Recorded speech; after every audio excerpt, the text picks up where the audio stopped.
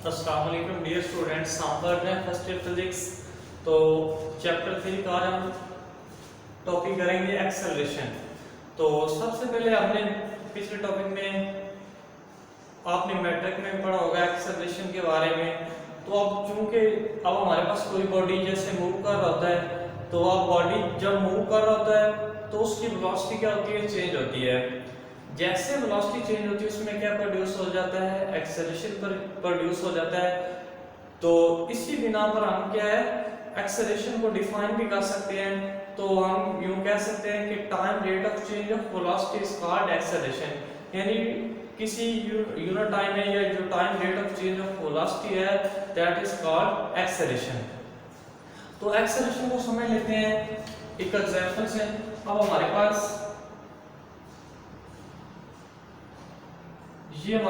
कोई व्हीकल है जो क्या है, वेलोसिटी इसकी इनिशियल वेलोसिटी जो थी हमारे पास क्या है, इनिशियल वेलोसिटी इसकी 2 मीटर फी सेकंड थी। तो ये क्या है, इनिशियली जो इसने मूव करना शुरू किया तब इसकी वेलोसिटी क्या थी, हमारे पास vi जो थी वो 2 मीटर फी सेकंड थी। तो अब कुछ लम्हे बाद जो है इसकी वेलोसिटी हो जाती है 4 मीटर फी सेकंड। तो अब वो हमारे पास क्या हो जाएगी, vf हो जाएगी। तो अब हमारे पास ये जो वेलोसिटी में चेंज आ रहा है, यानी ये 2 मीटर फी सेकंड से 4 मीटर फी सेकंड जो है वो असल वेलोसिटी में क्या आ रहा है, चेंज आ रहा है, दैट इज कॉल्ड एक्सेलरेशन। तो अगर एक्सेलरेशन को हम कैपिटल स्मॉल a से डिनोट करते हैं मैथमेटिकली, एक्सेलरेशन को a के ऊपर एरो लगा के शो करवाते हैं। चूंकि हमारे पास जो एक्सेलरेशन है वो क्या है, वेक्टर क्वांटिटी है। तो हमारे पास एक्सेलरेशन को अब rate of change of velocity है, तो ये vf माइनस क्या आ जाएगा, vi बाय t। तो ये इसकी मैथमेटिकल एक्सप्रेशन है। तो rate of change of velocity is called acceleration. तो नेक्स्ट अगर हम इसको एक और फिगर से देखें जो कि आपकी टेक्स्ट बुक में भी दिखाई गई है, तो उसके लिहाज से देखें तो हमारे पास ये आ जाएगा, ये हमारे पास कोई बॉडी है, उसने O से मूव करना शुरू किया और उसने A तक मूव किया। ऐसे आप चाहे तो रेक्टेंगुलर कंपोनेंट्स में भी बना सकते हैं डायग्राम को। अगर इसमें ना बनाए तो आप सिंपली भी कह सकते हैं कि हमारे पास कोई बॉडी था, उसने O से मूव करना शुरू किया और P पॉइंट तक पहुंचते उसकी वेलोसिटी क्या थी, vi थी। अब कुछ लम्हे के बाद उसकी वेलोसिटी क्या हो जाती है, मतलब अब Q पॉइंट पे पहुंचने के बाद उसकी वेलोसिटी क्या हो जाती है, vf हो जाती है। अब ड्यूरिंग टाइम t जो उसकी वेलोसिटी थी वो हमारे पास vi थी, लेकिन अब जैसे मतलब हमारे पास टाइम चेंज हुआ डेल t में, यानी ये हमारे पास टाइम t में थी और by some time rate of change of del t के बाद उसकी वेलोसिटी क्या होगी, vf होगी। तो अब हमारे पास इसकी जो वेलोसिटी आ जाएगी, मतलब वो हमारे पास चेंज इन वेलोसिटी क्या आ जाएगा, डेल v आ जाएगा। तो ये जो हमारे पास del v by del t है, यानी time rate of change of velocity है, दैट इज कॉल्ड एक्सेलरेशन। तो ये हमारे पास दोबारा फिगर को डिस्कस कर लेते हैं। हमारे पास कोई भी बॉडी था, उसने O से मूव करना शुरू किया, अब पॉइंट P तक पहुंचते उसकी वेलोसिटी vi थी और टाइम क्या था, t था। अब कुछ टाइम डेल t के बाद उसकी वेलोसिटी क्या होगी, q होगी। q पे पहुंचा तो उसकी वेलोसिटी क्या होगी, vf हो गई है। अब तो हमारे पास जो चेंज इन वेलोसिटी वो हमारे पास क्या आ रहा है, डेल v आ रहा है। तो del v by del t जो हमारे पास वो हमारे पास क्या आ जाएगा, rate of change of velocity आएगा, that is called acceleration. Next अगर हम एवरेज एक्सेलरेशन की बात करें तो उसको एवरेज एक्सेलरेशन को हम यूं डिफाइन कर सकते हैं, average acceleration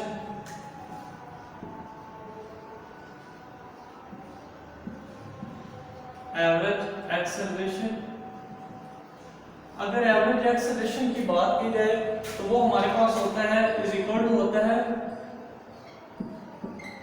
total rate of change of velocity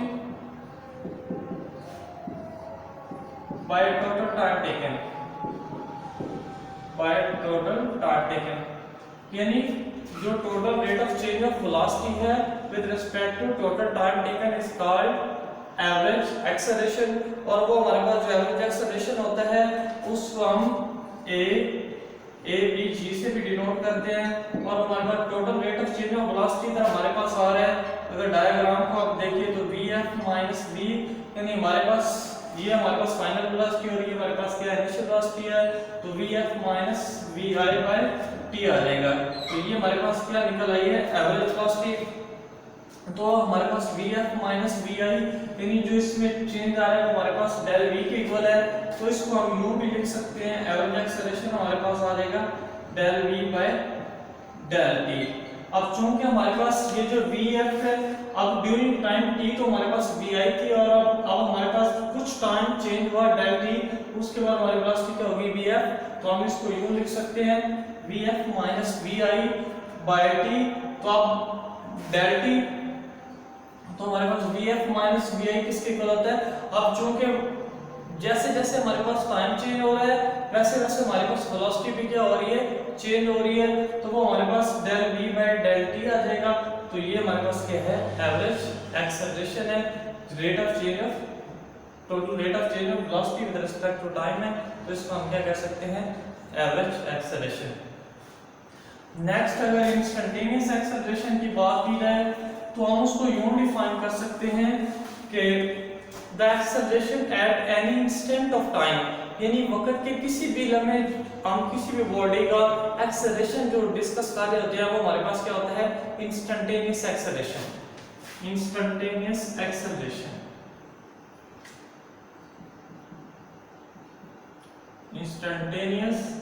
instantaneous acceleration. तो इंस्टेंटेनियस एक्सेलरेशन की अगर बात की जाए तो हमने पहले भी डिस्कस किया है, इंस्टेंटेनियस वेलोसिटी में भी डिस्कस किया था कि the acceleration at any instant of time, acceleration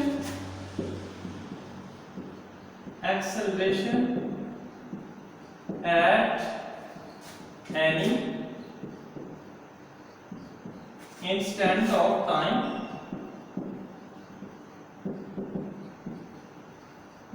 is called instantaneous acceleration. यानी किसी भी टाइम इंस्टेंट में जब हम एक्सेलरेशन लेंगे तो हमारे पास क्या होगा इंस्टेंटेनियस एक्सेलरेशन।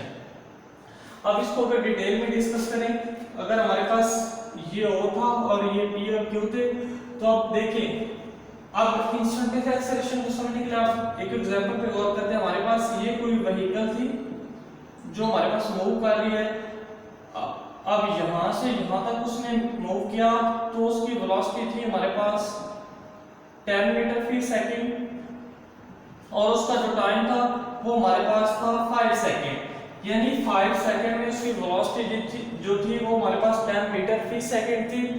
तो अगर हमारे पास ये जो व्हीकल हमारी मूव कर रही थी, अगर हम इसका टाइम कम कर देते हैं, अब फर्ज करें इसका टाइम 3 सेकंड कर देते हैं, तो जो इसका जो rate of change of velocity है वो भी हमारे पास क्या हो जाएगा कम हो जाएगा, और अब वो हो जाएगा वो फर्ज करें हो जाता है 7 metre fee second.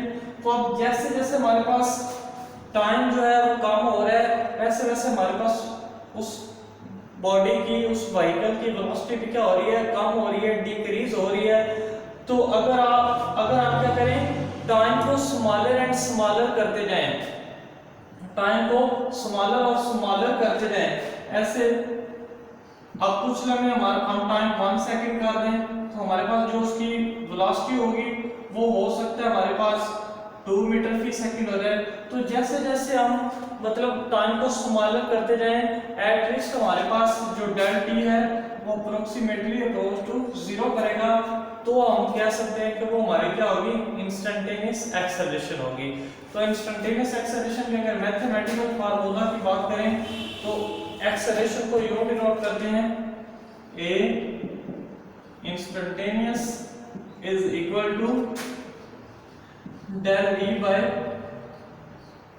del t as limit delta t approach to 0।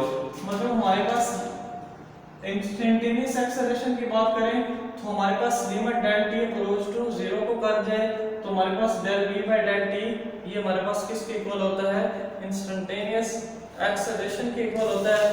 तो ये तो हमारे पास इंस्टेंटेनियस एक्सेलरेशन, तो ये किसी भी इंस्टेंट ऑफ टाइम में एक्सेलरेशन है। नेक्स्ट हम डिस्कस कर लेते हैं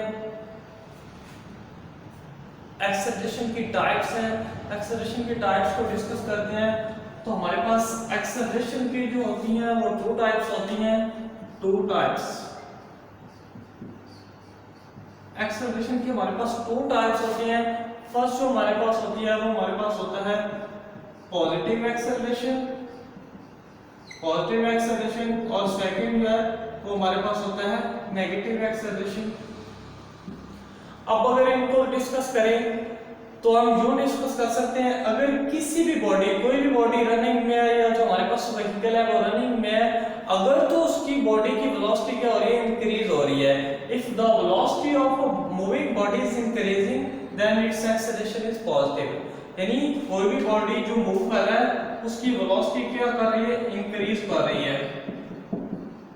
अगर तो बॉडी की वेलोसिटी क्या हो रही है, इंक्रीज हो रही है, तो हमारे पास उस बॉडी का एक्सेलरेशन जो होगा वो हमारे पास होगा पॉजिटिव।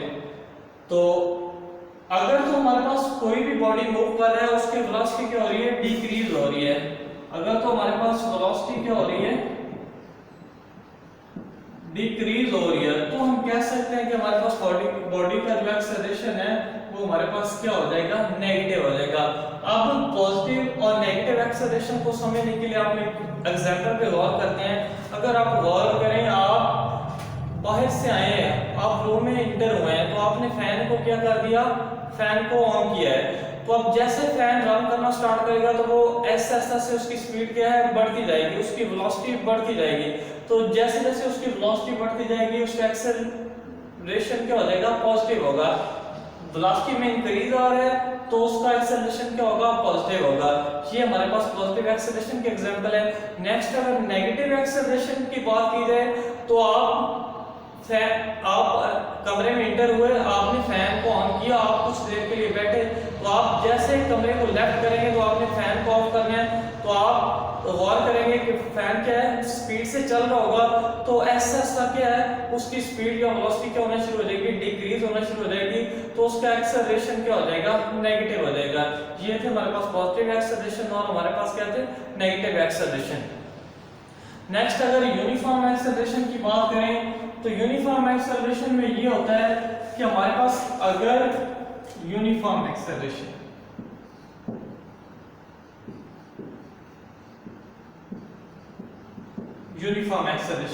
अगर यूनिफॉर्म एक्सेलरेशन की बात की जाए तो अगर तो इक्वल इंटरवल ऑफ टाइम में किसी भी बॉडी की जो वेलोसिटी है वो इक्वली चेंज हो रही हो, तो हम कह सकते हैं कि किसी भी बॉडी की जो वेलोसिटी है या वो बॉडी का जो एक्सेलरेशन है वो हमारे पास क्या है, यूनिफॉर्म है। तो अगर कोई बॉडी क्या है हमारे पास यूनिफॉर्म वेलोसिटी से मूव कर रहा है तो उसका जो एवरेज एक्सेलरेशन होता है, अगर तो बॉडी क्या है यूनिफॉर्मली मूव कर रहा है तो उसका जो हमारे पास एवरेज एक्सेलरेशन होगा वो हमारे पास इंस्टेंटेनियस एक्सेलरेशन के क्या हो जाएगा, इक्वल होगा। ये तब केस है जब कोई भी बॉडी हमारे पास क्या है, यूनिफॉर्मली मूव कर रहा है, उसकी वेलोसिटी में चेंज नहीं आ रहा, तो हम ये कंडीशन लगा सकते हैं कि उसका जो हमारे पास एवरेज एक्सेलरेशन है वो हमारे पास उसका इंस्टेंटेनियस एक्सेलरेशन के इक्वल होगा। तो ये तो हमारा एक्सेलरेशन, उम्मीद करता हूँ कि आपको समझ आया होगा। तो काइंडली हमारे चैनल को लाइक और सब्सक्राइब कीजिए, अगर वीडियो अच्छी लगे तो शेयर भी कीजिए। Thank you very much.